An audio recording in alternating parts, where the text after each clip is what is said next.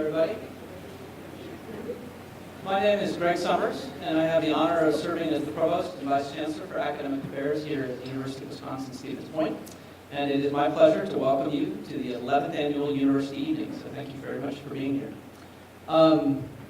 We tend, if you're a member of this university community, to get pretty mired down in the daily work of our lives, whether it's prepping for class or writing a test. And I see some students in the room, so maybe it's taking a test, studying, getting the classwork done, whether it's working with students out in the lab, or it's sitting on the endless committee meetings that you all sit on, or worrying about budgets, as some of us do. We tend to forget that as a member of this campus community, we really are surrounded by people with extraordinary talent. As researchers, people with creative endeavors and deep expertise in topics that are so wide-ranging that it's truly humbling. And this university evening, for 11 years now, has served as a moment to pause from that routine, to take a moment to reflect on the colleagues that we share this campus community with, and to really stop to applaud the work that our colleagues do, to share in their expertise, and to really admire the kind of creative activity that takes place here. And that's exactly the kind of moment that we're going to enjoy here tonight, so thank you again for being here. To introduce our speakers, I'm pleased to bring to the podium Dean Christopher Sermo, who is the Dean of our College of Letters and Science, and he will introduce our guests of the evening. Thank you.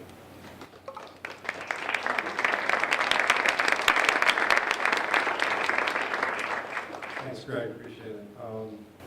We do apologize to Sonny and Elia about the scheduling of the World Series. We did what we could, but it did go to a Game 7, and I'm not sure when that is, but we called, but so far we haven't heard back from them, so we do apologize about that. Having said that, I want to echo everything that Greg just said about this event. This is an event that I've had the pleasure, actually, of introducing the presenters for the last 5 years. I'm feeling a little guilty about that, actually, but no, I'm feeling quite proud about that. We surround ourselves with spectacular scholars, and it's a rare occasion that we get to celebrate them. And so, just like every year that I've done this for the 5 years I've been here, I feel honored to be in the midst of these wonderful scholars. I'd like to introduce them, give you a little bit of background in each one. Elia Armacanqui-Tipacti, and it took me about 2 years to learn to pronounce Elia's name, is a native of Peru.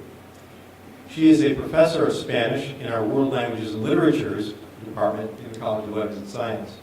She's taught at UW-Stevens Point since 2002, received the University Scholar Award in 2013, and the Women of Color in Education Award in 2006 and 2013. She has expertise in Latin American, Portuguese, Brazilian colonial literature. She serves as advisor to the Spanish Club and the Latin American Student Organization, and she has published a book into three languages, tracing the origin, extension, and practice of Wenu, an authentic artistic expression of Quechua Andean culture involving singing and dancing. And some of that I believe we're going to see tonight. She's an accomplished scholar, brings a unique Peruvian ring to our South American offerings here at UWSP. Elia received her bachelor's degree in history from the Universidad Mayor de San Marcos in Peru, and her master's and doctoral degrees in Latin American literature from UW-Madison. I've worked with Elia on many projects, including in her role as a founding member of the Latin American Caribbean Speaker Series, and I also had the pleasure of helping her host the North Central Council of Latin Americanists here about a year ago.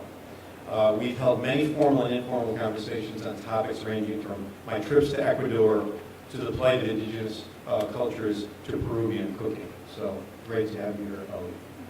Alton Sonny Smart, we all know him as Sonny.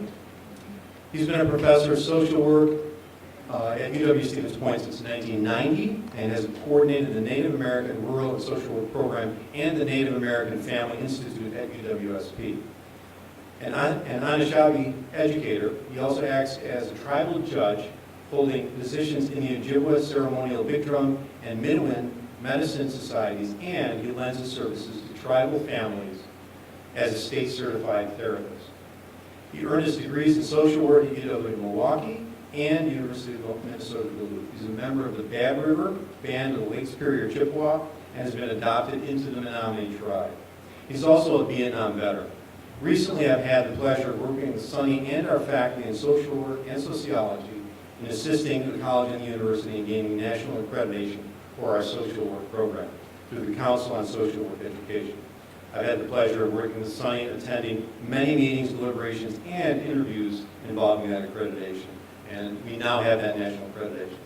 It is indeed my pleasure to present Elia, Armacanqui-Tipacti, and Sonny Smart, who will give this lively demonstration of Ojibway and Runasimi, Quechua languages, songs, and dance, the survival of Indigenous nations. Sonny and Elia.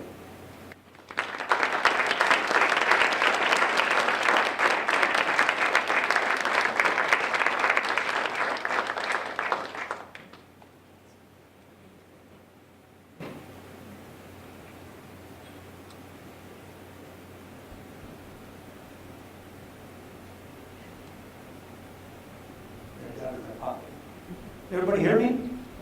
Yes.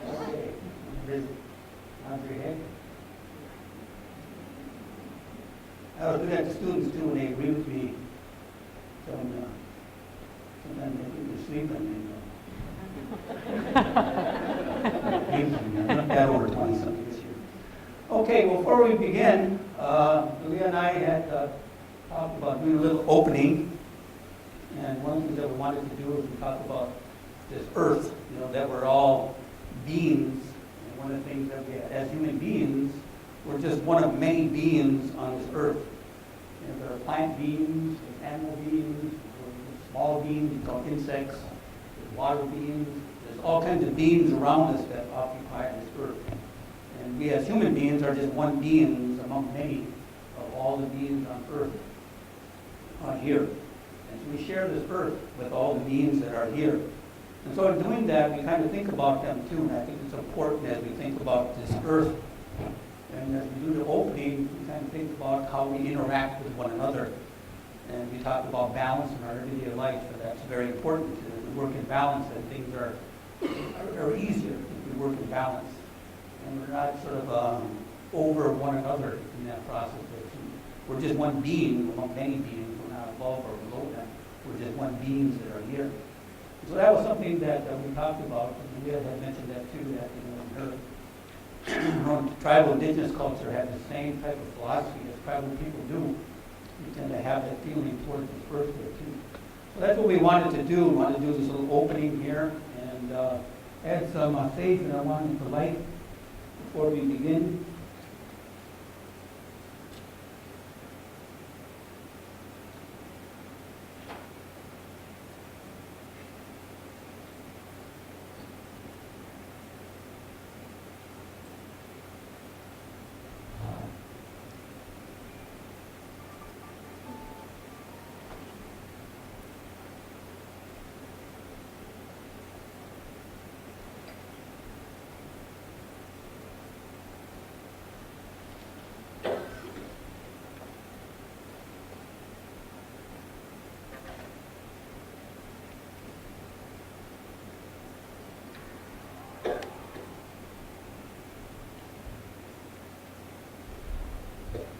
Normally when we do this, we have, in our tribes, we do have various different types of, we call medicines of the mind, incense or cedar, or sage, tobacco, sweetgrass, and we have these types of, to help clear the mind. When we start our ceremonies, we start things and to clear our mind and bring in our minds together.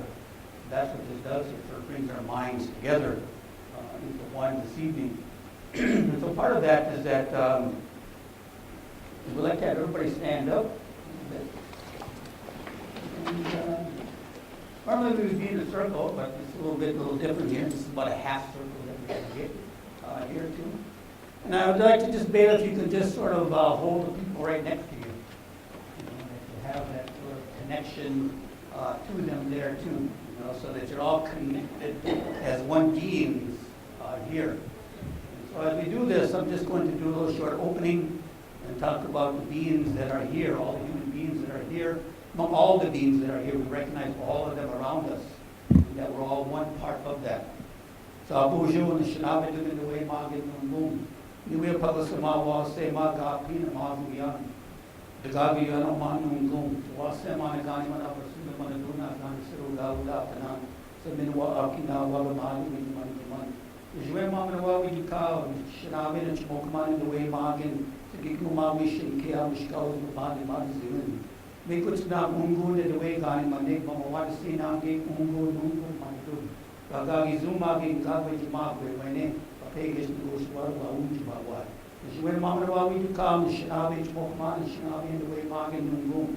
In the way Magin, the John is sub Numawish and Kia, but Chia in the way Magin, Chicago, Magin, Shinabi, the midwife in the gate, Oma Nugum, VWSP, in the way Magin, Ikuma, Chicago, Magin.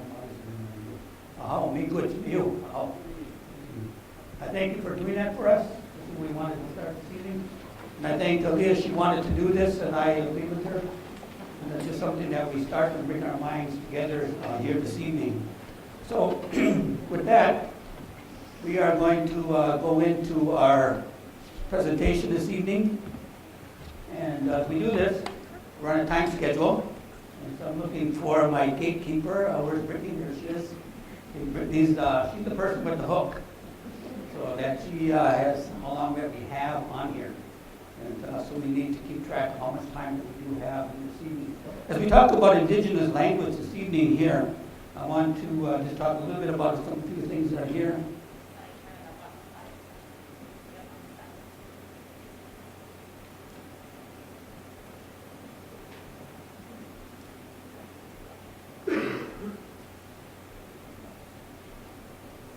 There we go.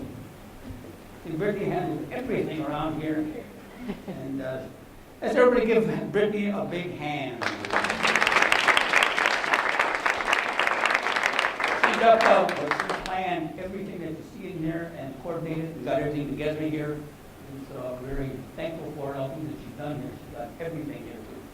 But as we talk about Indigenous languages, and talk a little bit about the history of Indigenous languages, and the importance of Indigenous languages here too. And we'll talk about that in what we call Turtle Island, which is North America, and also South America, the Indigenous people, but also Indigenous languages throughout the world. I think they're very important to recognize that. Ojibway Moe, Ojibway language. We say Ojibway, another word for Chippewa. What we do in our language say Ojibway. The French couldn't pronounce Ojibway, so it came out as Ojibway, Ojibway, and finally just sort of kept changing. Finally, English would come out to Chipway and Chippewa, but it kind of changed each particular generation. But Ojibway is the particular word that we use in our language, Ojibway Moen, talking about Ojibway language. Bonjour, everybody say bonjour. Bonjour. That means hello. Bonjour, bonjour, bonjour, bonjour. And that's how we say, that's how we greet one another there too. Anin over in Michigan and more in Minnesota, they use Ani more so over there. They'll say hi or hello too. So if you're over in Michigan, you always say Ani. You get over to Wisconsin, you'll say bonjour. You get over to the side of Michigan, they say Ani, but also Ani also means what in the language too. So you talk to the Michigan Ojibwe, they say, I'll say Ani. And I'll say, what do you want? What? They're just saying hello to you. But it's a little different in the dialect there too. Everybody say Neen Geen. Neen Geen. Neen, you point to yourself. Neen, you point to the person next to you is Geen. Neen Geen, Neen Geen, Neen Geen. It's a basic word in our language. We want to be short up at ne and get. So it talks about ourselves, we're talking about other individuals there too. So that's part of our language. Indigenous cause, Ozawanakwat Indigenous cause. Ozawanakwat Indigenous cause is my spiritual name, my tribal name. Tribal names are very important among tribal people. Vidikwash, that was my great-great-grandfather. He didn't have an English name. That was his name, Vidikwash. And that was the only name that they would have. And we give an English name later on after that. So Ozawanakwat, that means yellow cloud. The old man that saw that, he saw a storm coming in. Just before that storm, he saw the yellow cloud with spirit coming there. And that's what he saw. And so that's part of my name that goes along with that. They're Indigenous cause. Sonny Gaye Nagu, and I'm also called Sonny. I'll talk about that in a couple of minutes here too. We're looking at the Ojibway language, as well as many tribal languages, are verb structure. They're about 75% verbs and about 25% nouns, which is a little different from English. English is just the opposite. 75% nouns, about 25% verbs. So in Indian, if you're going to say something, it's about this much. In English, it's about this much. It's a very descriptive language. And you've got to describe everything that you see in the process there too. So for example, we'll talk about Quechua. Quechua, for example, means, we use it in English, we translate it to mean bread.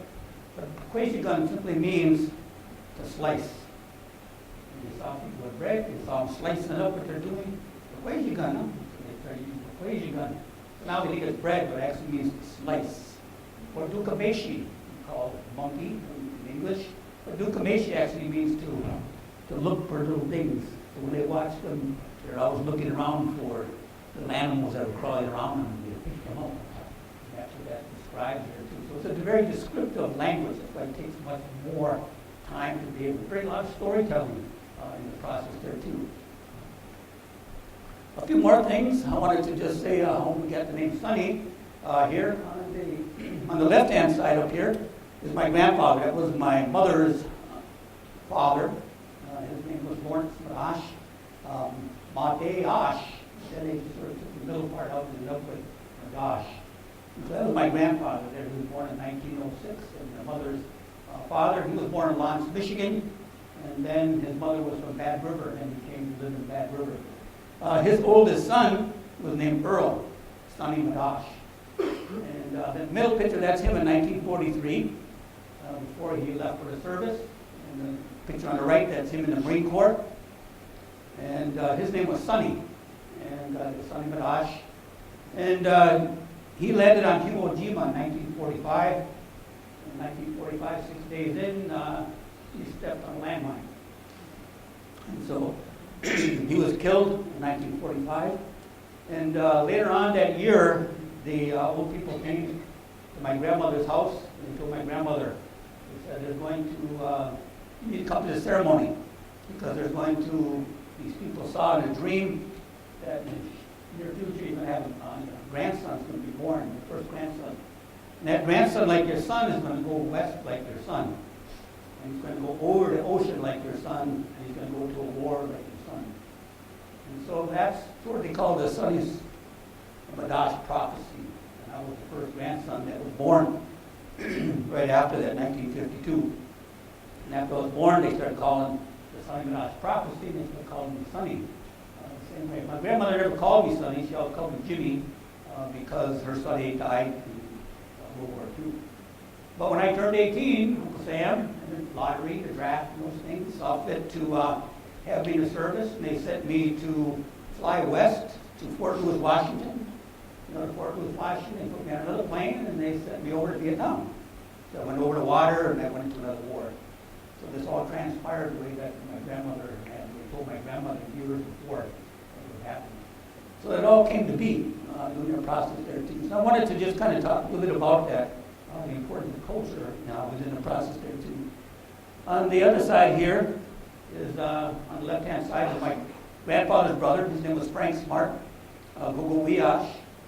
My grandfather was named Sam Smart. He died from tuberculosis in 1931. And tuberculosis spread real heavily among the tribal people. And so we didn't have no pictures of him, but his brother, his older brother Guguwiash, Frank Smart. And Frank Smart comes from Frank Smart Man. His grandfather was Vidiquash, and Vidiquash didn't have an English name, but they used to always call him the old Smart Man. And so that's what they had to have an English name. They used to call him Smart Man, and so that's what that came to be, Smart Man. And then my great-grandfather, Jim Smart, he just knocked off the name Man, so they kept the last name Smart there too. That was my grandfather's brother there. Now the picture on the right, last year my family members gave me this robe that you see over here, this headdress over here.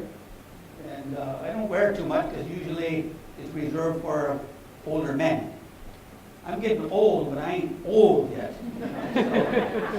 But that's what they wear, just like my grandfather here. They would wear that at a certain point in their life there too. So my family gave me that.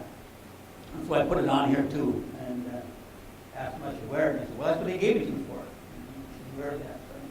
A little reluctant to do that. I think the older guys need to be doing that there too. What I wanted to share a little bit here, this is another thing I shared in class here. It's called a genogram, but I want to talk a little bit of my family here.